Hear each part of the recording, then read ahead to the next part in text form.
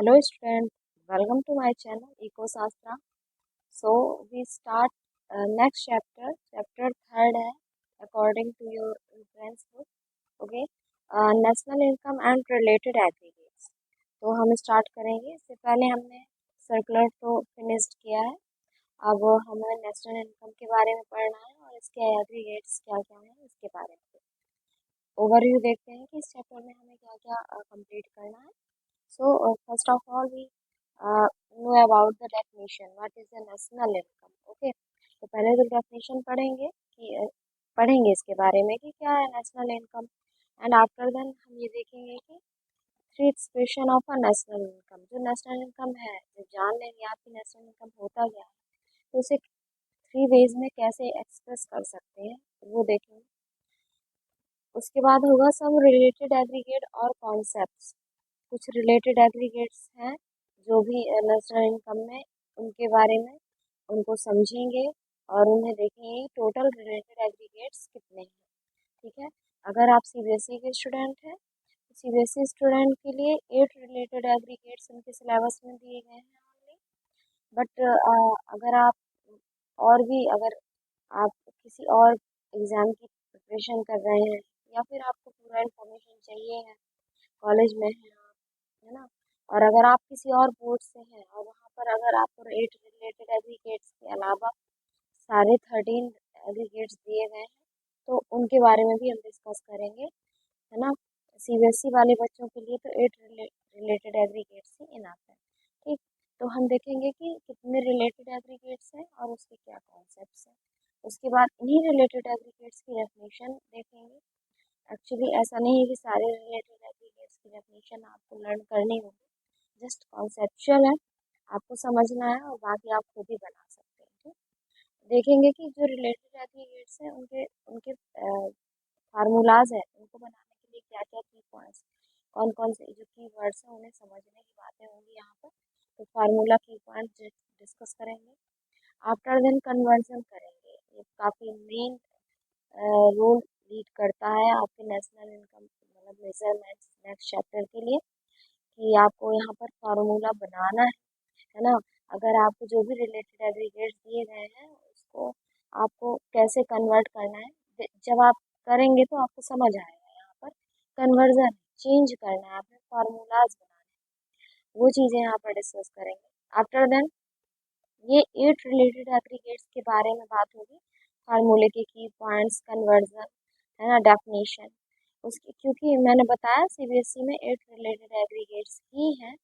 After then हम 9, 10, 11, 12, है ना, और देखते हैं। ठीक है। तो प्राइवेट इनकम की डेफिनेशन, उसके फॉर्मूले डिस्कस करेंगे।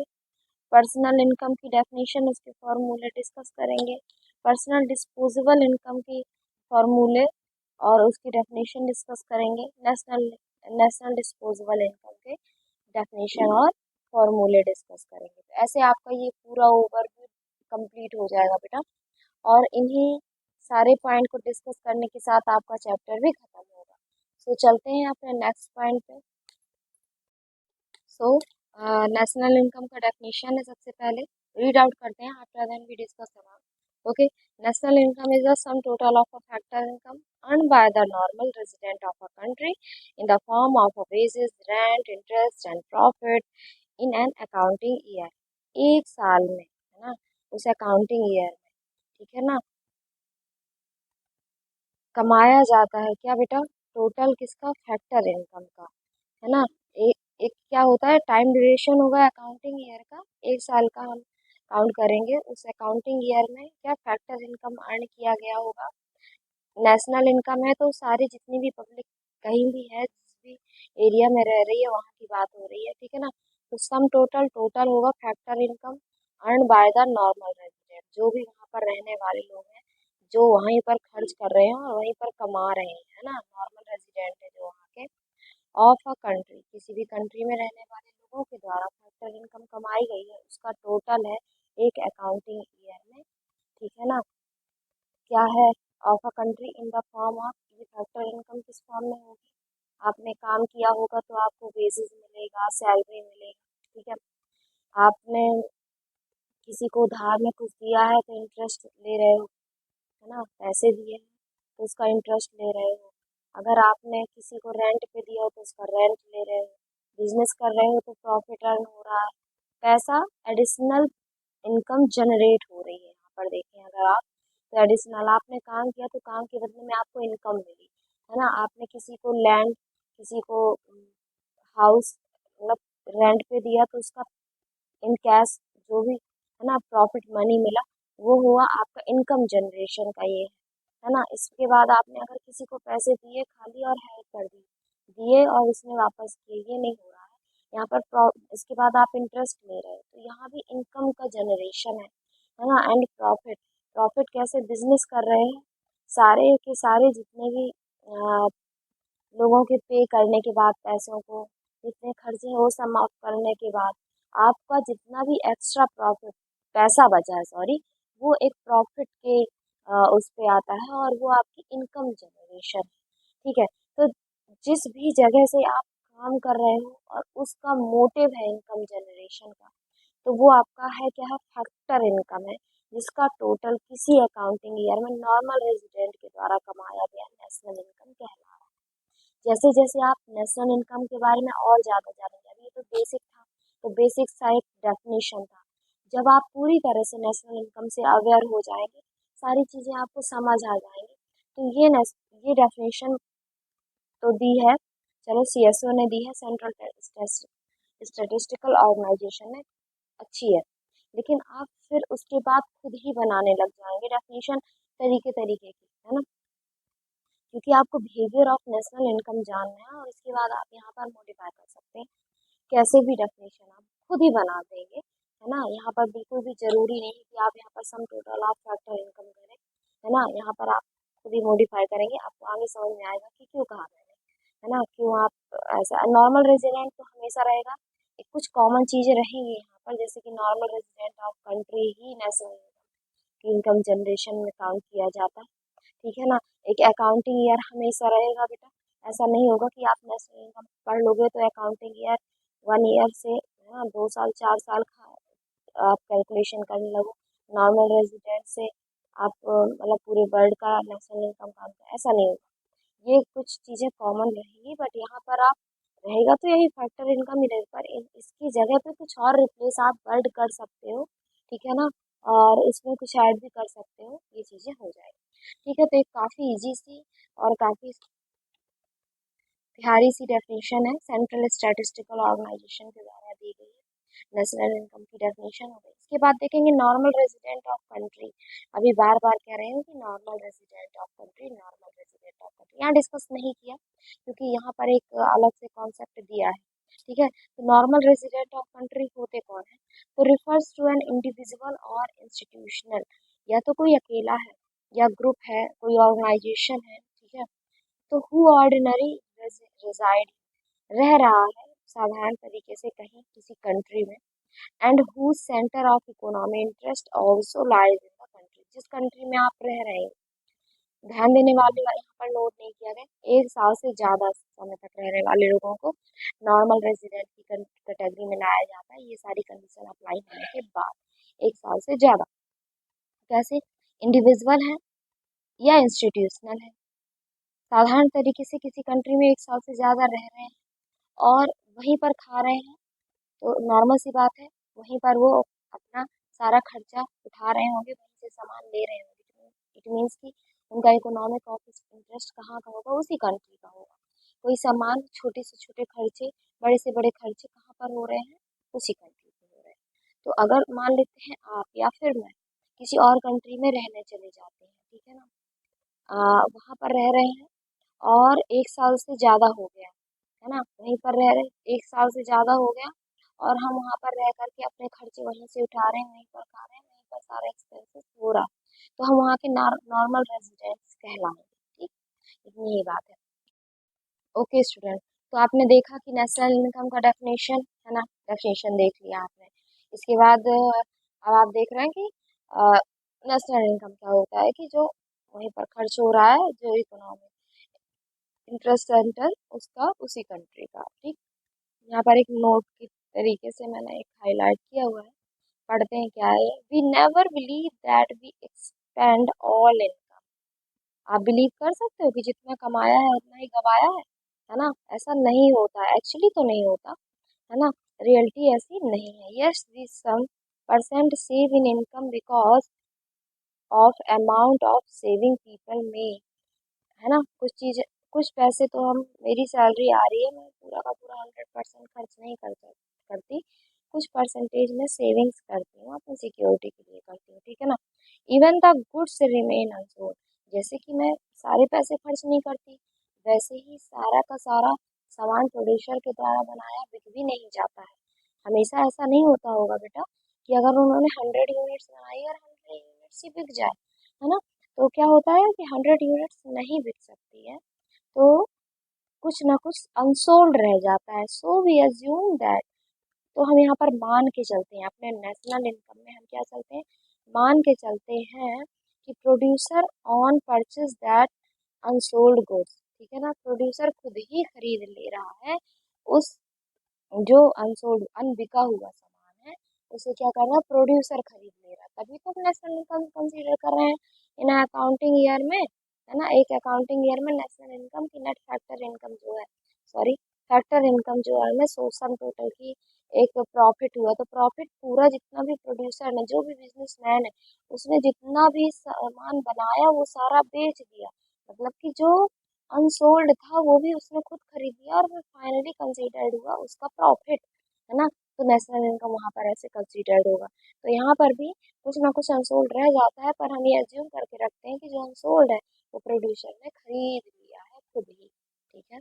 प्राइस, जितनी भी इकोनॉमी में जितना भी प्रोडक्शन हुआ है ना, उनका सम टोटल, तो उसका सम टोटल इट मीन्स कि अगर 100 यूनिट्स बनी है और 100 यूनिट कितने की है, 5 रुपीज की, तो अगर उसको देखें तो टोटल कितना आ जाएगा, 500, मतलब 500 का प्रोडक्शन हुआ है कहाँ पर, इकोनॉमी में, कहाँ पर, इकोनॉमी में, final goods and services in it market price, तो 500 रुपीज, 500 रुपीज मार्केट में, 500 रुपीज का मार्केट प्राइस में हम क्या करते हैं, कैलकुलेशन करते हैं किसका, नेशनल इनकम का, प्रोड्यूस्ड गुड्स का, ठीक है ना?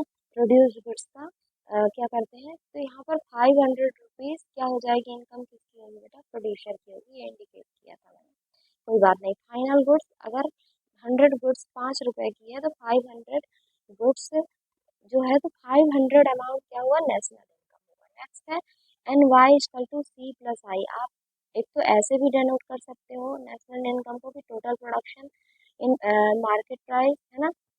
ये होता है। दूसरा हो जाएगा सी प्लस आई, जितना भी खर्चा किया है हाउस होल्ड ने और जितना भी प्रोडक्शन किया है किसने, प्रोड्यूसर ने, उसको प्लस कर देंगे तो आपका एन वाई निकल आएगा। तीसरा है कि summation of F Y, total of factor income, आपने इसे कहाँ पर पढ़ा था, डेफिनेशन में ही पढ़ा था कि एक अकाउंटिंग ईयर में सम टोटल ऑफ किसका, sorry, only total of factor income normal resident के द्वारा, ठीक है ना? तो ये भी क्या होता है, एनवाई होता है, डेफिनेशन में ही पढ़ लिया था आपने, है ना? Wages, rent, interest, profit earn किया हुआ है, तो वो उसका सारा का सारा टोटल नेशनल इनकम कहलाएगा। ये 3 वेज हो गए नेशनल इनकम के, छोटा सा कॉन्सेप्ट था ये, है ना? इसके बाद है हमारा जो चैप्टर है, इस पे था नेशनल इनकम और रिलेटेड एग्रीगेट्स। तो अब हम आते हैं अपने रिलेटेड एग्रीगेट्स के बारे में। यहाँ पर रिलेटेड एग्रीगेट्स दिए गए हैं, तो अगर आप सीबीएसई की स्टूडेंट है तो पहले पहले आप सिर्फ और सिर्फ 8 अपने रिलेटेड एग्रीगेट्स में कॉन्सेंट्रेट कीजिए। सम रिलेटेड एग्रीगेट्स और कॉन्सेप्ट में देखिए, यहाँ पर 4 है और यहाँ पर 4 है, इट मीन्स की 8 रिलेटेड एग्रीगेट्स है। इसके बाद 9, 10, 11, 12 एंड 13 भी है, इंफॉर्मेटिव है। अगर किसी और स्टूडेंट को या फिर सीबीएसई वाले किसी को भी, ये आपकी मर्जी है ना? अगर आपको लगता है कि ये भी हमें पढ़ लेने चाहिए या कभी ज़रूरत है किसी को, तो इसीलिए मैं सारे कवर कराऊंगी, ठीक? तो यहाँ पर पहले तो देखेंगे हम 8 रिलेटेड एग्रीगेट्स।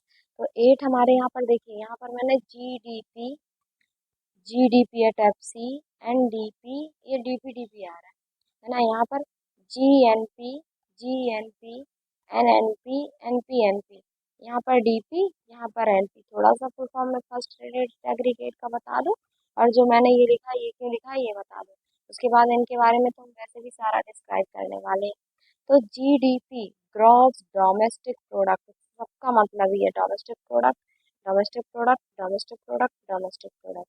ठीक है, यहाँ पर भी NP, national product, national product, national product और नेशनल प्रोडक्ट। तो डोमेस्टिक प्रोडक्ट मीन्स कि ये जो घरेलू इनकम है इसके बारे में बात की गई है, ये नेशनल इनकम। तो आपको अगर याद है तो आपने नेशनल इनकम का फॉर्मूला पढ़ा था, नॉर्मल रेसिडेंस। तो यहाँ पर नॉर्मल रेजिडेंट्स जितनी भी इनकम अर्न कर रहे हैं उनसे मतलब है। और यहाँ पर जो डोमेस्टिक, जो घरेलू, सिर्फ सिर्फ और सिर्फ इंडियन, जिनको इंडिया की नागरिकता मिली है, सीधी सी बात है ना, जो सिविलाइज है, मतलब यहाँ वो इंडिया से ही है। ठीक है ना, नागरिक है, सिटीजनशिप कहाँ की है उनको, इंडिया की है। वो कहाँ से, ओके स्टूडेंट, हमने देखा कि रिलेटेड एग्रीगेट्स थे हमारे, 8 मेन थे, उसके बाद जो एक्स्ट्रा थे वो ऑप्शनल है ना। अब हम देख लेते हैं कि डेफिनेशन क्या होंगी, ओनली 8 एग्रीगेट्स के बारे में भी डिस्कस हो रहा है। Okay, definition of related aggregates में GDP at MP, GDP at FC. यहाँ पर आप जब डेफिनेशन जानोगे तो बिहेवियर ऑफ रिलेटेड एग्रीगेट्स भी जान जाओगे, है ना, और फिर उसके बाद फॉर्मुलाइज करेंगे सभी को। तो जीडीपी एट एमपी क्या होता है, पहले तो आपको यही नहीं पता ना कि इसका फुल फॉर्म क्या होता है। डोमेस्टिक तो पता चल गया था क्योंकि डोमेस्टिक इनकम मुझे इंट्रोड्यूस कराना था, दैट्स व्हाई। तो ग्रॉस डोमेस्टिक प्रोडक्शन होता है इसका full form eight market price. MP means होता है मार्केट प्राइस। और हम ये जो छोटा सा लिख रहे हैं हमारे बोल बोल, एफसी लिखा हुआ है एमपी, तो एट लगाया करेंगे। क्या लगाएंगे, एट, मतलब क्या है इसका, gross domestic product market price में। ठीक है, अगर एफसी होता तो gross domestic product factor price में। ठीक है ना, तो जीडीपी को हम किस में कैलकुलेट करने वाले हैं, मार्केट प्राइस में, ये बात है। तो ग्रॉस डोमेस्टिक प्रोडक्शन, ठीक है, इज द मार्केट वैल्यू, किसमें है, market value of final goods. जो भी ग्रॉस डोमेस्टिक प्रोडक्शन हुआ है वो किसमें कैलकुलेशन होगा, फाइनल गुड्स में। इट मीन्स कि मार्केट में वो सामान आ चुका है। And the services, goods and services दोनों के दोनों, मार्केट में जो प्राइस डिटरमाइन किया गया है उसी के अकॉर्डिंग हम इनको क्या करेंगे, कैलकुलेट करेंगे। Okay, during a year with in the domestic territory of country, एक साल में ड्यूरिंग अ ईयर, वही अकाउंटिंग ईयर में, है ना, कैलकुलेट होगा। और domestic territory of a country, अपने जो भी इंडिया, जो भी, अब हम इंडिया के हैं तो कंट्री में इंडिया ही बोलेंगे। ठीक है ना, तो जो भी इंडिया की सीमा है, इंडिया की जो भी डोमेस्टिक टेरिटरी है उसी के अंदर प्रोड्यूस्ड किया गया गुड्स और सर्विसेज मार्केट प्राइस में जो कंसीडर्ड होगा वो क्या कहलाएगा, GDP, gross domestic production. Market price में है तो एट मार्केट फाइनल गुड्स को, है ना, मार्केट प्राइस बोलेंगे, एट मार्केट प्राइस। ठीक है ना, गुड्स और सर्विसेज कब प्रोड्यूस हुए होंगे, ड्यूरिंग अ ईयर, एक साल के अंदर। कहाँ पर, कहाँ पर, अपने कंट्री के अंदर। ठीक है, ये क्या होगा, ये हो जाएगा बेटा domestic production, domestic production, gross domestic production at MP. ऐसे ही अगर एफसी की बात करें तो आप इसको भी बना सकते हो कि gross domestic production is the factor cost और मनी वैल्यू।